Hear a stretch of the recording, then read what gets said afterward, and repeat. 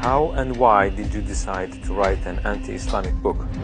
How was your life in regards to faith? What did you believe in? What was your heaviest and most regretful expression that you used for Islam? What was the reaction people around you when you became Muslim?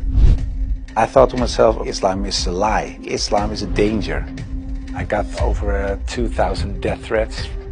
And in the end, I decided to write an anti-Islam book. God, give me a sign so that I 100% sure know this is the way. I couldn't sleep for it for 2 days. I couldn't accept it. It was so strange.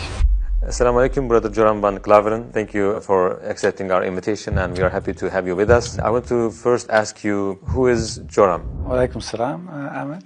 Thank you very much for the invitation. It's a great honor for me to be here. Joram van Klaveren was born on January 23 in 1979 in Amsterdam, in a pretty regular family, father, mother, brother, another brother, younger, sister, a cat. In Amsterdam, I was born and raised there.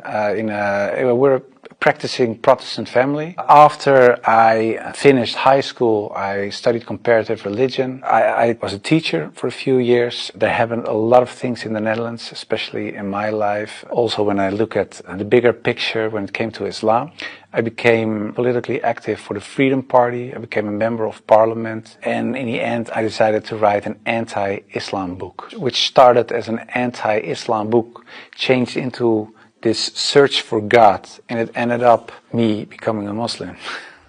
How was your life in regards to faith? What did you believe in? Before I was a Muslim, I was a Protestant Christian from the Reformed Church. We read from the Bible, we all got biblical names, we were all baptized, we went to church, etc., etc. So we're pretty Christian in that way, in that sense. Of course, I believed that there is a creator, I believed in heaven, hell, I believed in angels, revelations, and of course what separates the Christians from the Muslims is that I believe that Jesus Christ was the Son of God. In a more philosophical way, I believed he was God himself, of course. I believed in the resurrection and crucifixion of Christ, of course. And I believed in the atonement. But because the Trinity is a very complex concept, whether you believe it or not, it's still very complex. Because if there is a God in the Bible, it says God is eternal. But if you are eternal and you die, you cannot be eternal, immortal at the same time. So that was something when I was a little older, 16, 17, I started questioning things like that. It's not very logical. I talked to many priests, preachers, even rabbis, and the answers I got weren't very satisfying. That made it for me kind of complex, and in the end I had some doubts about stuff like this, but I said, well, I set it aside and I thought, okay, I just believe it, and perhaps I'm not smart enough to get the whole picture. And I still believed in God. I still believed that Jesus was a very important person. I believed he was the Son of God, but how it exactly was, I left it for what it was. How and why did you decide to write an anti-Islamic book? After high school, I went to university and I did comparative religion. And the remarkable thing, I think, was that the first day of me going to college was September 11, 2001. Already thought, okay, these Muslim guys are kind of crazy and this religion isn't the truth. Then a few years later was this guy in the Netherlands called Theo van Gogh, Theo van Gogh. He was a famous filmmaker and he was killed in the street. He was shot and they tried to slit his throat and they put a knife in his stomach with a letter on it for another girl, Ayaan Hirsi Ali, and it said, "You are next." So it strengthened my anti-Islam feelings in such a way that I thought, well, I have to become politically active to do something and stop this evil of harming our country. You started politics because of Islam? Yeah, and that really had to do with Islam. That was the reason that I wanted to write a book, to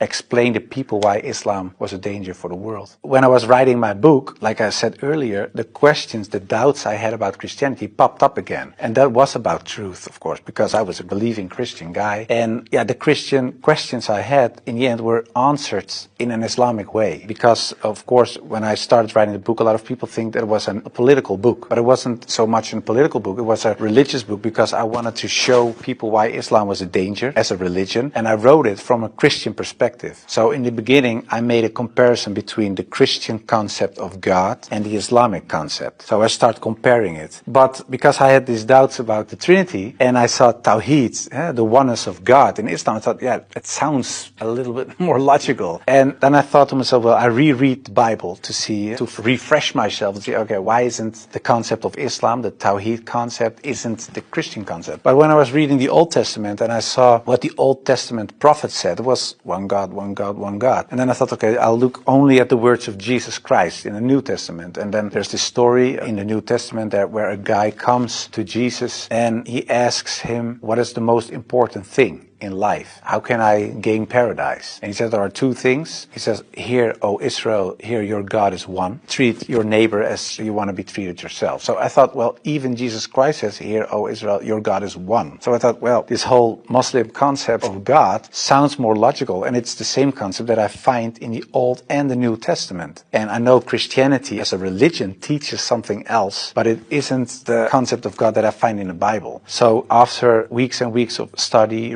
rereading all kinds of books, I thought to myself, okay, perhaps this oneness of God is something that is true. So that's how it started. What resources did you use while doing your research? Because I was kind of shocked, I started writing to several authorities on these religious matters. And one of the guys that I wrote to was Sheikh Abdul Hakim Murad, and he's a professor from Cambridge University. But in a way it was kind of strange, of course, because I was a politician back then still. I was writing an anti-Islam book with an anti-Islam purpose. And I'm asking this Muslim professor from another country, can you help me? So I told him, I'm writing a book. I have a lot of questions. So I was very plain why I thought, why is Islam promoting terrorism? Why is anti-woman? Why is anti-Christian? Anti-whatever. After, I think, 6 weeks, he sent me a very extensive email. And he started explaining, directly answered a lot of my questions. But he also told me, you have to read this article, read this book, read that book, ask this person. And so he was very extensive in his way of explaining. But in the end, after I read all these books and articles and made a comparison between prophets from the Old Testament with Muhammad, peace and blessings be upon him, I had no arguments anymore to say they are prophets and he is not. And I thought to myself, well, if I accept Moses on these grounds and I cannot accept the prophet, then there is something else. So I thought, why don't I think he is a prophet? And I thought, oh, perhaps because he had many wives. But then again, when you look at Solomon or you look at King David, Abraham, there are a lot of people in the Old Testament that had more wives.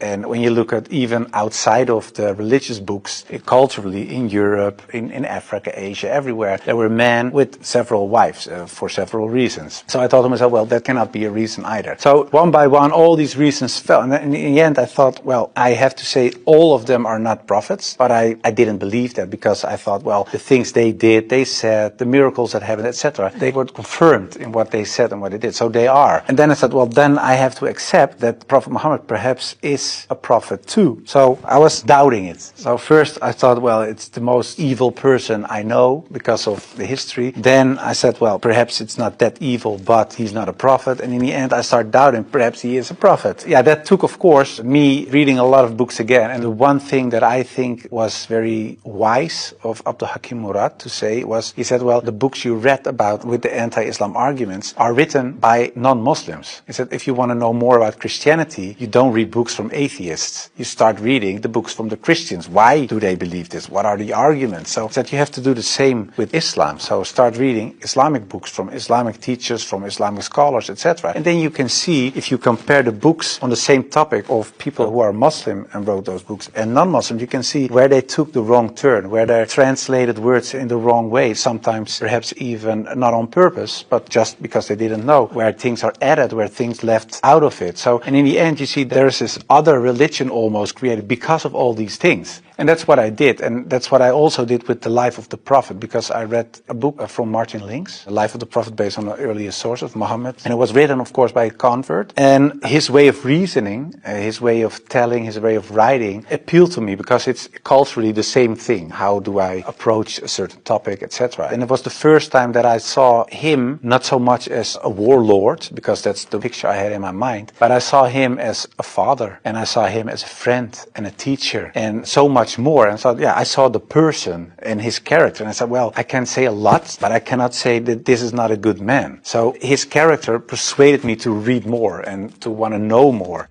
What surprised you the most while doing your research? The story about Hind, there was something that, like a switch, like I had to change. And that was because I thought Hind was the wife of one of the enemies, Abu Sufyan. And in a way, they gave money to kill Hamza, the favorite uncle of the Prophet. And that was what happened on the battlefield. He got killed. They even paraded with his ears and cut off his nose and horrible stuff. So the Prophet was deeply sad, of course, of what happened.